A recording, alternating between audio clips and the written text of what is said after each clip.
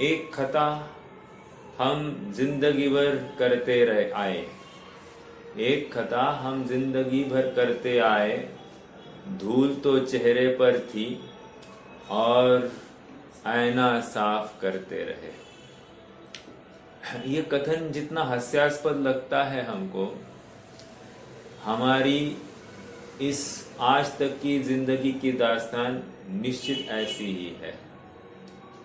तकलीफ हमारे में है और हम उपाय बाहर कर रहे हैं। एक सरल उदाहरण दिया है यहाँ पर। उदाहरण ये दिया है कि मान लो दर्पण के सामने मैं खड़ा हूँ और दर्पण में मुझे मेरे चेहरे पर दर्पण के चेहरे पर एक काला दाग दिखाई दे रहा है। तो वो दर्पण में जो मेरे चेहरे पर काला दाग दिखाई दे रहा है, उसको हटाने के लिए क्या करना? दर्पण को कितना साफ करे तो दर्पण साफ हो जाएगा? बिल्कुल नहीं है। दर्पण जो है वैसे झलका रहा है। उपाय मुझे अपने चेहरे पर करना था। बराबर उसी प्रकार अनेक अनेक गेय अपने सामने है और गेय को जानकर ये ऐसा प्रभावित हो जाता है कि गेयों में ही कुछ करने की कल्पना कर देता है। मानो इन गेयों के आश्रित ही मेरा सुख है, मेरा दुख है, मेरा ज्ञान है, मेरा सब कुछ इन गेयों के आश्रित है। इसलिए इसका सारा उद्यम जीवन भर उन गेयों में ही चलता है।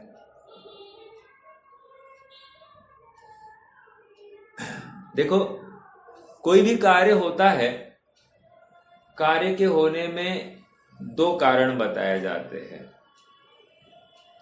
एक होता है उत्पादक कारण और एक होता है ज्ञापक कारण। कठिन नहीं है, मैं सरल कर दूंगा। कोई भी कार्य हो गया तो उसके संबंध में ये दो बातें चलती है। एक उत्पादक कारण होता है, एक ज्ञापक कारण होता है। मतलब देखो, जैसे धुआं है तो धुएं ने क्या किया है? धुआं उत्पादक कारण है या ज्ञापक कारण है? तो कह रहे धुआं तो फल है ना, तो धुएं के कारण मुझे अग्नि का चलो ठीक है, धुएं के कारण मुझे अग्नि का ज्ञान हुआ, तो धुआं हो गया उत्पादक कारण और अग्नि हो गई ज्ञापक कारण। थोड़ा सा उपयोग लगाकर सुनना।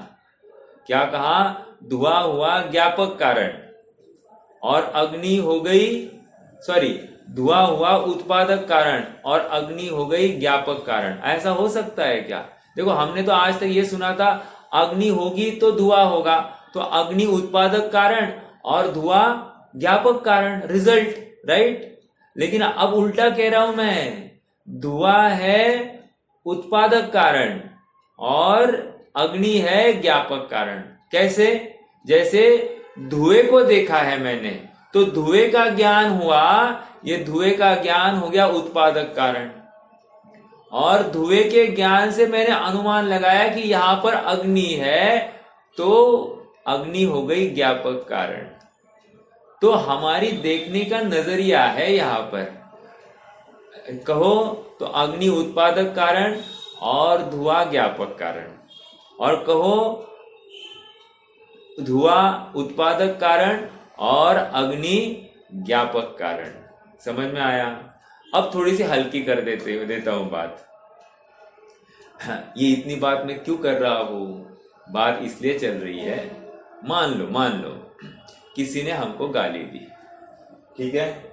गाली दी तो क्या हुआ? गुस्सा आया। तो गाली क्या हो गई? गाली उत्पादक कारण है या गाली ज्ञापक कारण है? बोलो।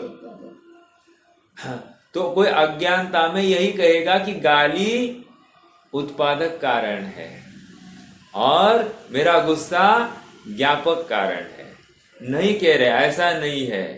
तो गाली तो मात्र ज्ञापक कारण थी और तुम्हारा गुस्सा यही उत्पादक कारण है।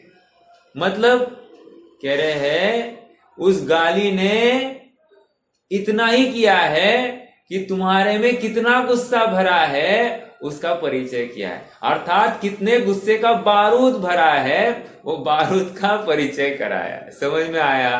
अर्थात इतना ही है। यहाँ पर थर्मोमीटर थोड़ा और इजी कर देता हूं। मैं अभी ये जो उदाहरण दे रहा हूं इसमें अभी हर बात लगाना। थर्मोमीटर है, ठीक है। थर्मोमीटर में क्या हुआ है? थर्मोमीटर ने क्या किया है? थर्मोमीटर ने शरीर के टेम्परेचर का ज्ञान कराया है ना, उसने वो परिचय कराया ना शरीर में कितना टेम्परेचर है। उसी प्रकार सामने जो गाली खड़ी है उस गाली ने क्या किया? मेरे में कितना कषाय है, कितना क्रोध है उसका ज्ञान कराया। तो वो गाली क्या थी? गाली मात्र ज्ञापक कारण थी, और ये गुस्सा जो प्रकट हुआ है मुझे, ये गुस्सा उत्पादक कारण स्वयं में अपने से है। समझ में आया? ये जैसे ही निर्णय हो गया, अब मैं उपाय कहा करूंगा। आज स्टार्टिंग जो की थी मैंने, दाग तो चेहरे पर, धूल तो चेहरे पर थी और आईना साफ कर रहे थे। समझ में आया? अब ये उदाहरण वहां पर लगाना, मैं क्या टाइम पास नहीं कर रहा था, 5-7-10 मिनट गए अपने लगभग इस विषय में। मैं ये कह रहा हूं ये जो गाली है, गाली में कुछ नहीं करना है, या गालीवान के प्रति कुछ करना नहीं है, तो इतना ही करना है अपने कषायों के ओर ज्ञान। वो गाली को थैंक यू कहो कि उसने दिखाया कि मैं कितने आग के ढेल पर बैठा हूं, कितना बारूद है मेरे में, उसका परिचय किया। देखो ये बात सरलता से स्वीकार भी नहीं होती है, इसमें भी विरोध कर बैठता है ये जीव। हमको इसमें आत्म परीक्षण की भावना निरंतर बननी चाहिए, और जैसे ही हमको पता चले हाँ ये है कमी अपने में, तो इतना तो स्वीकार करो अपने में कमी है। हाँ अपने से पुरुषार्थ नहीं हो रहा है, हाँ स्वीकार तो करो ना ये, लेकिन मैं गलत हूं नहीं, सामने वाला ही गलत है। आप कुछ भी कहो, गाली के बिना मुझे गुस्सा आता ही नहीं है, ऐसा अगर कोई दावा करे तो तकलीफ है कि नहीं। अर्थात थर्मोमीटर के बिना मुझे टेम्परेचर ही नहीं आएगा शरीर में, ऐसा कोई कहे तो पागल है कि नहीं, वो उतना ही पागल यहां पर समझना। तो गाली ये ज्ञापक कारण है, गाली ने मात्र ज्ञान कराया क्या, तुम में कितना कषाय भरी है, कितना क्रोध बैठा है।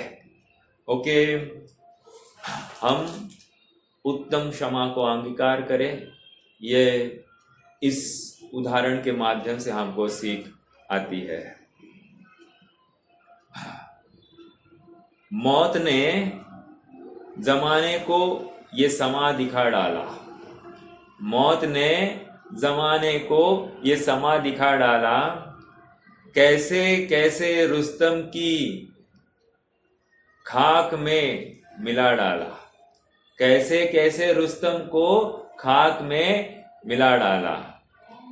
याद रख सिकंदर के हौसले भी हाली थे, याद रख सिकंदर के हौसले भी हाली थे, जब गया था दुनिया से दोनों हाथ खाली थे। क्या जबरदस्त है ना, देखो कैसे शेर लिखे जाते हैं, कितनी सीख होती है। पहले के जमाने में कवि को बहुत बहुत इंपॉर्टेंस था, लेखक को, कवि को बहुत इंपॉर्टेंस था। इतना इंपॉर्टेंस कि हर राज दरबार में एक कवि होता ही, राज कवि होता ही था। समझ में आ रहा है क्या?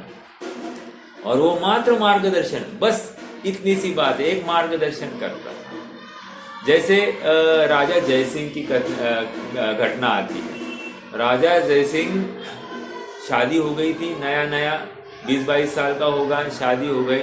वो अपनी पत्नी में इतना लट्टू कि उसको बाकी कुछ भी दिखाई नहीं दे रहा है। शत्रु पक्ष को इसकी खबर हो गई तो शत्रु ने हमला कर दिया। हमला करने के बाद में क्या हुआ, ये अभी भी अपनी पत्नी में लट्टू है। तो फिर राजकवि ने एक चिट्ठी लिखी अली कली में ही बूंदो, ताको कौन हवार, न पराग न मधुर रस। क्या है वो? मतलब इतना भाव है कि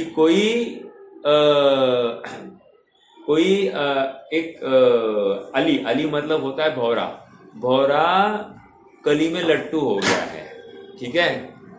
भौरा टट्टी में सॉरी भौरा कली में लट्टू हो गया है। अब कली में ना पराग आया है, ना सुगंध है, ना कुछ है, वो कली अभी तक खुली भी नहीं है और ये भौरा उसके ऊपर भिनभिना रहा है। वैसे ही कह रहे हैं ये राजा जयसिंह, पहले के जमाने में शादी जल्दी की जाती थी, अब ये राजा जयसिंह अभी वो पत्नी जो है अभी तक पूर्णता को, मतलब वो उम्र में भी नहीं आई है, ये उसमें इतना लट्टू हो गया है। और लट्टू यहाँ तक कि वो शत्रु पक्ष का भी उसको भान नहीं है। अब जैसे ही ये कथन सुना, ये वचन सुने, एकदम जाग गया और ये युद्ध के मैदान पर चला गया। समझ में आया मैं इतनी बात क्यों कर रहा हूं? ये शेर की तरफ से, मौत ने जमाने को ये समा दिखा डाला, कैसे कैसे रुस्तम को खाक में मिला डाला। याद रख सिकंदर के हौसले भी हाली थे, जब गया था दुनिया से दोनों हाथ खाली थे। कौन से बड़प्पन की हम बात कर रहे हैं? किसके आधार पर हम बड़प्पन कर रहे हैं? रुपया पैसा किसके आधार पर? ये रूप के आधार पर, शक्ति के आधार पर, बल के आधार पर, हमारे वाक चातुर्य के आधार पर, हमारी विद्वत्ता के आधार पर? नहीं नहीं नहीं नहीं, ये एक दिन मिला जाएगी। यदि तू सोचता है कि मैं बहुत बड़ा विद्वान हूं, अभी वात का थोड़ा सा इम्बैलेंस हो जाए, तेरी खोपड़ी एकदम साफ हो जाएगी। जितना जो कुछ ग्रहण किया था सब साफ हो सकता है एक झटके में, खाली वात का इम्बैलेंस होने दे। समझ में आया? और तू जिसके बल पर ये सब भोगना चाहता है ना, अर्थात कितने काल के लिए भोगेगा? भोग कर कितने काल के लिए भोगेगा? पापड़, चटनी, रोटी, दाल, चावल, पंच पकवान कितने काल के लिए भोगेगा? कितना काल? 5 साल, 50 साल, 100 साल, कितना काल? जितने साल जिएंगे, अर्थात मनुष्य पर्याय में। लेकिन क्या तुम्हें पता है इन भोगों का फल क्या है? इन भोगों का फल अनंत संसार है, निगोद है, जहां से बाहर आने के लिए अवसर नहीं है। यह मनुष्य भव भोगों को भोगने के लिए नहीं, भोगों का अभाव करने के लिए है। समझ में आया? देखो, भोगी फल हो इक इंद्री, क्या इसमें लाली, कोतवाली दिन चार, फिर खुरपा अरुजाली। मतलब 4 दिन की ये चांदनी है, उसके बाद में क्या? मतलब 40-50 साल के लिए तू क्या कर रहा है? अभी अब मैं मान रहा हूं कि 30-40 साल अपने निपट गए हैं, 50 साल निपट गए। अब 15-20 साल के लिए हम क्या करने वाले हैं? भोगों के पीछे तू क्या कर रहा है? पूरा मनुष्य भव स्वाहा कर रहा है, जबकि अभी जागृत होने की बात थी। हम कहते हैं कि हाउ ओल्ड आर यू? हमको लगता है कि मैं बड़ा हो गया। अरे बड़ा नहीं पागल, तेरी उम्र घट गई है। क्या हुआ है? उम्र घट गई है और इसको लग रहा है मैं बड़ा होते जा रहा हूं। अरे यही तो गलती है, और ये गलती उसको समझ में नहीं आ रही है। जैसे जैसे हमारी उम्र बढ़ रही थी, हमारी प्रौढ़ता, प्रगल्भता बढ़नी चाहिए थी, हमारा विवेक बढ़ना चाहिए था, यथार्थ अयथार्थ का निर्णय करने की हमारी सामर्थ्य बढ़नी चाहिए थी, हमारा पुरुषार्थ उस दिशा में होना चाहिए था। यदि कोई बड़ा होकर कहे साहब हमने जिंदगी भर कहीं घूमे शुमे नहीं है, चलो हम घूम कर आएंगे, अब बुढ़ापे में इसको घूमने की पड़ी है। अरे अब कब्र में अपनी लटक रही है और तुझे घूमने की पड़ी है। समझना तेरी दुर्दशा होने वाली है, तुझे अनंत काल के लिए संसार में भटकना है। देखो, देव ऐसे क्या परिणाम करते होंगे कि एक इंद्रिय होते होंगे? वहां तो शुक्ल लेशा ही है या शुभ लेशा ही है, शुक्ल लेशा नहीं कहेंगे, लेकिन पीत पद्म और शुक्ल इनमें से ही कोई ना कोई होगी ना, तो शुभ लेशा ही है। तो शुभ लेशा है, फिर भी क्या हुआ कि वो एक इंद्रिय हुआ? प्रश्न है आप सबसे, विचार करो। अर्थात भोग जो भोगे है ये पाप है कि नहीं, और ये पाप का फल एक इंद्रिय है कि नहीं? जब भोगों देव को बख्शा नहीं गया है, हम किस खेत की मूली है? हमारे भोग देवों से ज्यादा है क्या? हाँ, विचार करना। देखो, देवों से ज्यादा भोग नहीं है, लेकिन देवों से ज्यादा तृष्णा है, और इस तृष्णा के बल पर तू जाएगा निगोद में, और फिर काल अनंत अरे दुख का घन छाएगा, और तुझे 5-50 साल के पीछे तुझे अनंत काल का भटकना, तुझे कोई वैल्यू ही नहीं दिख रही उसकी। इस 5-50 साल के पीछे तू भूल गया है सब कुछ, आगे क्या तुम्हारी दुर्दशा होने वाली है। जरा नजर उठा के देख, प्रथमानियों की घटनाओं को देख और सोच कि तुझे क्या क्या दुख भोगने पड़ेंगे। चलिए, कहने की बात इतनी है कि बड़प्पन के पीछे, सामाजिक व्यवस्था के पीछे बहुत बड़ा मेंटेनेंस हमको अदा करना पड़ता है। आजकल एक आध फ्लैट ले लो ना, एक आध फ्लैट 2-4 करोड़ का लेना, और 2-4 करोड़ का फ्लैट लेने के बाद में महीने का 20-25 हजार तो मेंटेनेंस देने का। अरे 20-25 हजार में तुम्हारा अच्छे से खान पान, तुम्हारा जीवन निकल सकता है 4 जनों का। 25-30 हजार में एकदम शांति से हो सकता है, और ये 25 हजार मेंटेनेंस पे खर्चा कर रहा है। मतलब स्टेटस मेंटेन करने के पीछे, बड़े बड़े फ्लैट्स खरीदने के पीछे ये क्या कर रहा है? विपदा को आमंत्रण दे रहा है, और उसमें अपना स्टेटस मान रहा है। मान कषाय से लथपथ हुआ है जीव, और इसको दिखाई नहीं दे रहा कि मैं मान कषाय हूं। उसको लगता है कि मैं कितना सॉफ्ट बोलता हूं, मैं कितना सॉफ्ट बोलता हूं, सबके सामने झुकता हूं, आइए आइए पधारिए पधारिए, जैसे अंबानी सबको झुक झुक के पधारिए पधारिए कर रहा था। कितना विनयवान होगा, ऐसा सबको लग रहा है कि नहीं? 5,000 करोड़ की शादी, अरे 5,000 करोड़ की शादी में इसका विनय दिखा, या उसकी कितना उसने बटोरा है, कितना अन्याय मार्ग से उसने धनार्जन किया होगा, इसका परिचय किया। आप विचार करना, और हम सब उसकी अनुमोदना कर बैठते हैं। समझ में आ रहा है क्या? 2-2 लाख की घड़ी गिफ्ट दी, 5 लाख की गिफ्ट घड़ी दी। अरे रे 5 करोड़ के रेस्टोरेंट्स, मुझे मालूम नहीं था, मैं 2 लाख 5 लाख की बात कर रहा था। करोड़ों में बात चल रही है साहब, तो 5,000 करोड़ आराम से होंगे ना। अरे आए हुए बाराती को इतने महंगे महंगे गिफ्ट दिए गए हैं। आप विचार करना कि मतलब मान कषाय के पीछे क्या दुर्दशा होगी, और हम अंबानी की अनुमोदना करने के नाम पर हमारा पतन 100% होना है। 100% कि पाप की अनुमोदना, उसको मुक्ति की प्राप्ति नहीं होगी। उत्तम मार्ग और धर्म को हम अंगीकार करते हैं। हाँ जी, भगवान की प्रतिमा कैसी चाहिए? भगवान की प्रतिमा कैसी चाहिए? भगवान की प्रतिमा, उसके ऊपर सोने का मुलम्मा दिया जाए या चांदी का मुलम्मा दिया जाए?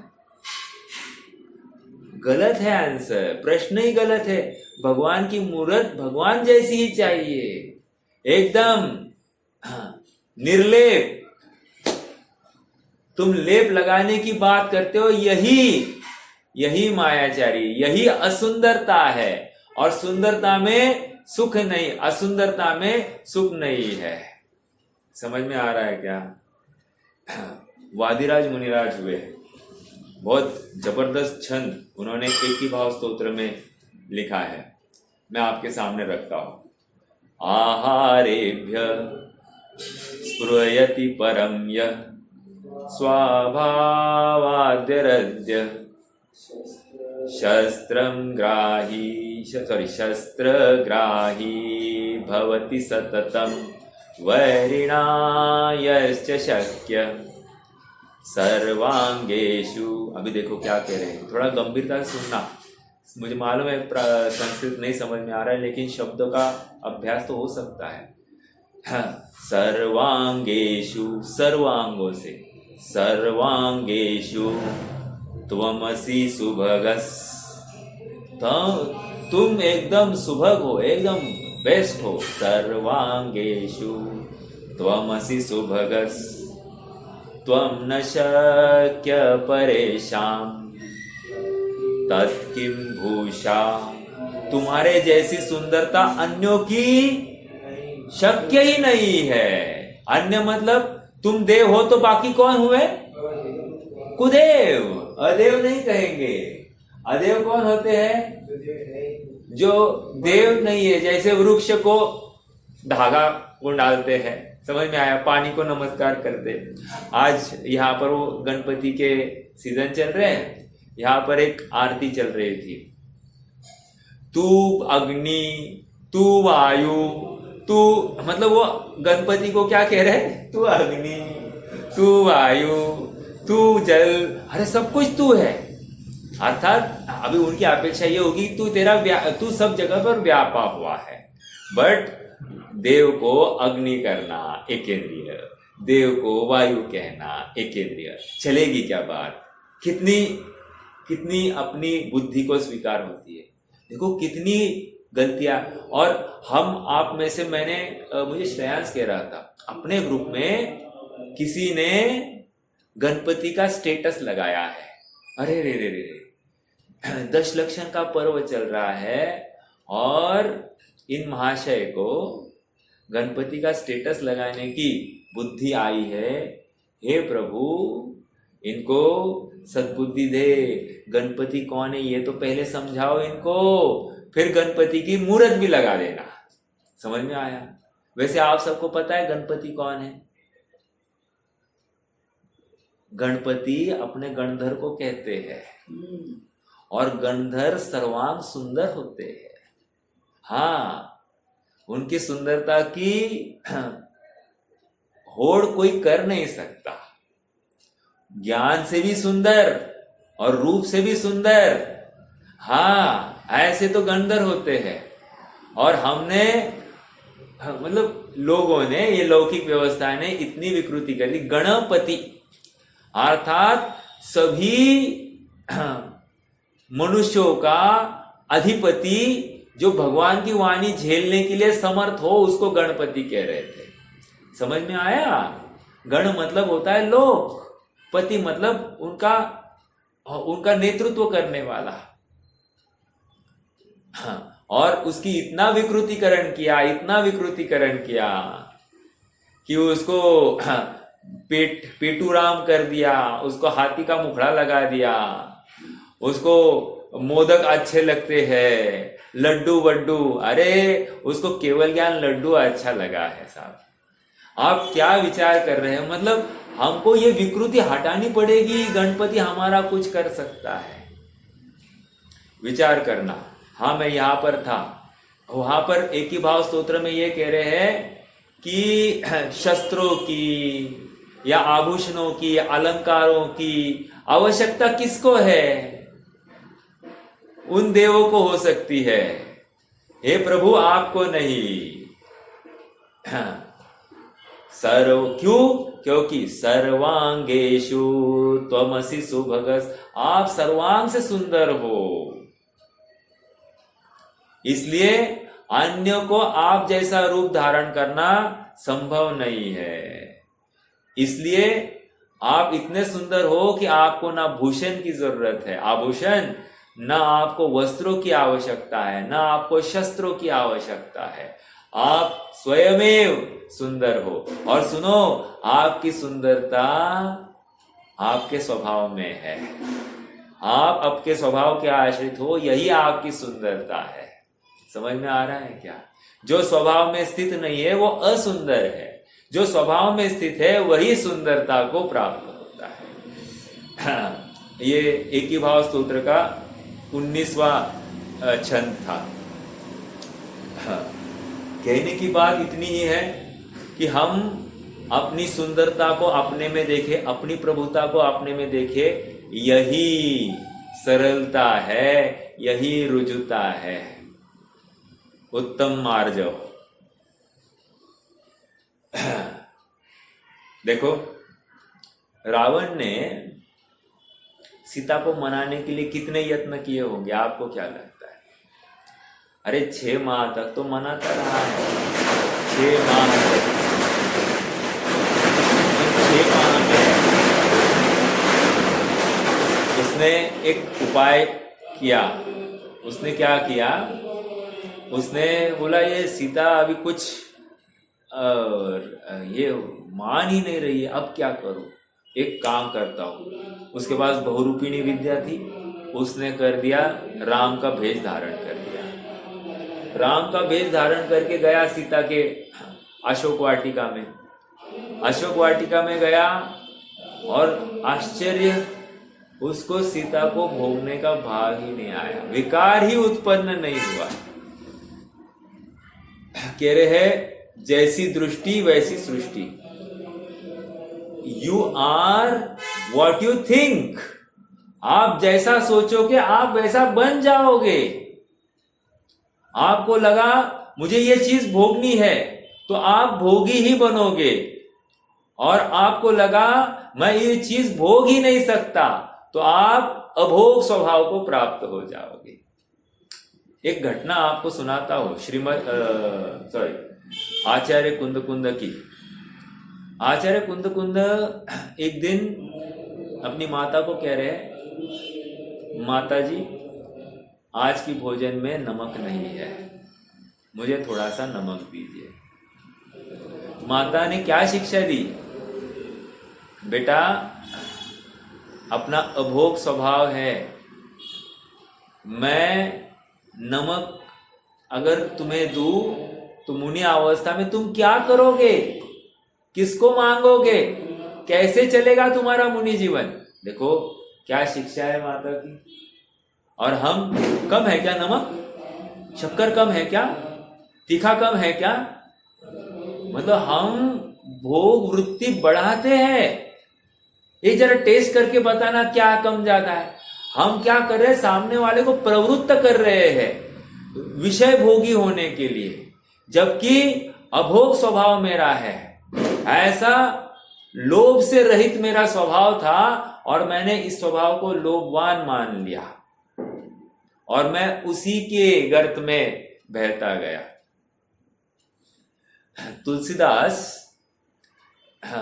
रामायण लिख रहे थे और रामायण लिखते लिखते वो इतने तन्मय हो गए उस रामायण से कि वो अपने में और राम में भेद देखने के लिए तैयार नहीं है। कालांतर में उनको लोग भी उनको राम राम ही कहने चालू कर गए थे। उसका असर ये हो गया कि अब उनको लगने लग गया कि मैं भिक्षा कहाँ मांगू, मैं प्रभु राम का भक्त भिक्षा कैसे मांग सकता है, तो भिक्षा मांगना भी बंद कर दिया था। बात क्यों कह रहा हूं? अर्थात हमको अपने स्वभाव के साथ इतनी रुचि, इतना ही तन्मयता होनी चाहिए कि हमको बाह्य वस्तुओं की वासना टूट ही जानी चाहिए। अर्थात ये लोभ वृत्ति टूटनी ही चाहिए। सहज शौच धर्म अपना प्रकट हो जाएगा। उत्तम शौच। तमसो मां ज्योतिर्गमय। हे प्रभु मुझे तमस अर्थात अंधकार से उजाले की ओर ले चल। अंधकार निद्रा, उजाला आंख खुल जाए, उजाला ही उजाला है। दो प्रकार से आंख खुलती है, एक ये चर्म चक्षु खुल जाए और एक ज्ञान दृष्टि खुल जाए। सही कहा है, it's easy to give eyes to others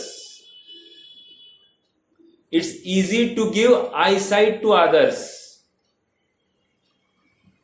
but it is difficult, नहीं, it's easy to give eyesight but difficult to give sight. मतलब क्या समझ रहे हैं क्या? मैं ये कहना चाह रहा हूं, आप किसी को आंख दे दो तो उसको चक्षु इंद्रिया तो मिल जाएगी और वो देखना चालू कर दे, लेकिन उसकी सोच आप सुधार नहीं सकते, वो कठिन है, असंभव है। समझ में आया? तमसो मां ज्योतिर्गमया, मुझे अज्ञानता से ज्ञान की तरफ ले चलो, अंधकार से उजाले की तरफ ले चलो। मृत्यु मां अमृतम गमय, अर्थात मृत्यु से मुझे अमरता की ओर ले चलो। ये कैसे होगा साहब? ये वस्तु का सत स्वरूप स्वीकार करने पर हो जाएगा। अर्थात यही वो दृष्टि है कि प्रत्येक वस्तु को सत देखे।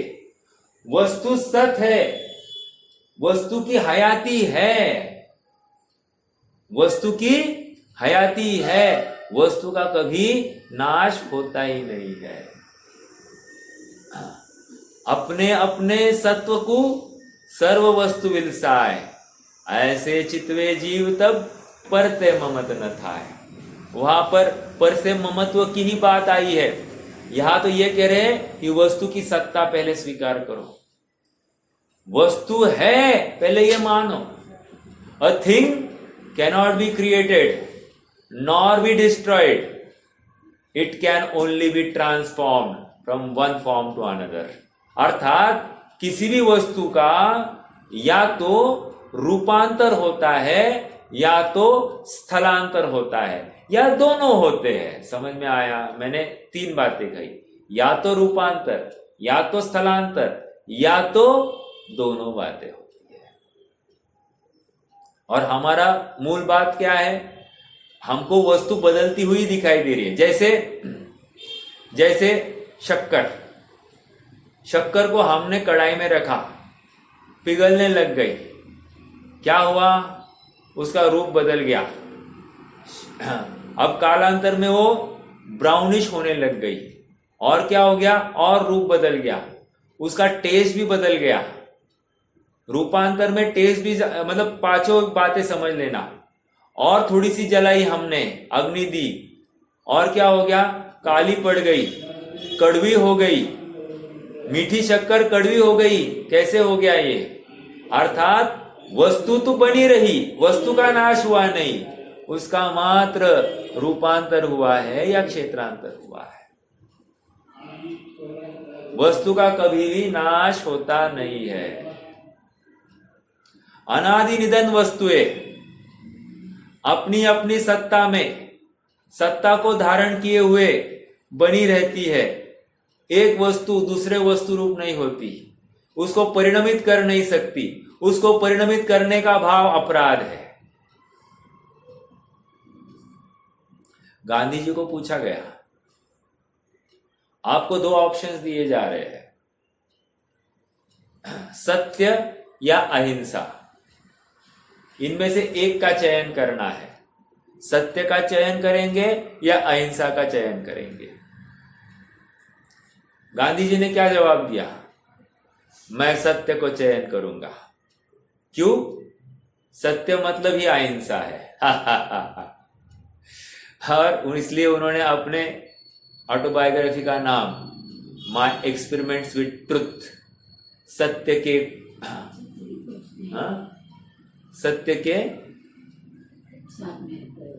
प्रयोग, सत्य के प्रयोग। कहने की बात इतनी है कि एक्सपेरिमेंट्स विद ट्रुथ, बहुत सारी बातें हैं। हम कहते ही है सत्यमेव जयते, सत्य की ही जीत होती है। हम ये भी कहते हैं सत्यम शिवम सुंदरम, जो सत्य है वही शिव है और वही सुंदर है। यही तो बात हम सुन रहे हैं, और ये अन्य जन भी कहते हुए सुनाई दे रहे हैं। लेकिन उसका अर्थ क्या है? सत्यम शिवम सुंदरम, अर्थात सत्य सत स्वाभाविक वस्तु ही शिव है और इसलिए वो सुंदर है। समय सार की तीसरी गाथा, समय सार की तीसरी गाथा की टीका यही तो कह रही है। आत्मख्याति का पहला कलश कौन कहेगा? चलो समय जाएगा। आत्मख्याति का पहला कलश, नमः समय साराय स्वानुभूत्या चकासते चित स्वभावाय भावाय सर्वभावांतरच्छिदे। भावाय, भावाय मतलब वस्तु थी है रहेगी, उसको भावाय कह रहे हैं। 47 शक्ति में पहली शक्ति का नाम क्या है? क्या करते हो? निंदा ठोकते हो क्या? जिति शक्ति। जिति शक्ति, जिति शक्ति का अर्थ क्या है? जीव था है रहेगा, खत्म। जिति शक्ति पहली शक्ति। श्रीमद ने 6 बोल लिखे, आत्मा 6, ते नित्य 6, वही करता निज कर्म, वो सब छोड़ दीजिए। पहली बात क्या सिद्ध कर, पहली किसकी स्थापना करी? आत्मा है, इसकी स्थापना करी। समझ में आया? अरे जब वस्तु ही नहीं तो उसके बारे में बात कैसे होगी? इसलिए आत्मा है, ये नक्की करो। समय तो बहुत जल्दी से तेजी से समय पूर्णता की तरफ आ रहा है। आत्मा है, वो नित्य है। मैं ये कह रहा हूं अस्तित्व, अस्तित्व नामक पहला सामान्य गुण समझ में आ रहा है? अरे वस्तु की स्थापना करो तो पहले वस्तु है ये स्वीकार तो करो। मैं हूं ये पहले स्वीकार करो। जब तक मैं नहीं हूं तो अपना सुखी होने का प्रयोग कहां करेंगे? और देखो, मेरी हयाती, मेरी सत्ता की स्वीकृति नहीं हुई है, इसीलिए तो सारा प्रयोग शरीर में हो रहा है। समझ में आया? भोजन करके, कपड़े लत्ते पहनकर, अलंकार आदि पहनकर, श्रृंगार आदि करके अपन ने सुखी होने की कल्पना की है कि नहीं? अर्थात ये सब करूंगा तो मैं सुखी होऊंगा, घूम फिर कर आऊं तो मैं सुखी होऊंगा, बैंड बाजे चल रहे तो ये देखूं तो सुखी होऊंगा। समझ में आ रहा है क्या? अभी कौन से गणपति, कहाँ का गणपति का विसर्जन चल रहा है रे, ये विचार करूं तो मैं सुखी होऊंगा। नहीं, वो ज्ञान हो रहा है, बहुत तकलीफ हो रही है आवाज की। आवाज की तकलीफ नहीं है, तुम्हारी कषाय का परिचायक है, कषाय का परिचायक है। हमको लगता है नहीं नहीं नहीं, वो आवाज से तकलीफ हो रही है, कानठाळ्या बसल्यात मराठी में कहते हैं, कान के पर्दे फट गए हैं। नहीं कह रहे हैं, कान तुम्हारा है ही नहीं। और कौन सा पर्दा? ज्ञान का पर्दा, इतना हमको मालूम है। और ज्ञान पर्दा कभी फटता नहीं, कभी जलता नहीं। और तुझे सब कुछ फटता जलता गलता दिखाई दे रहा है।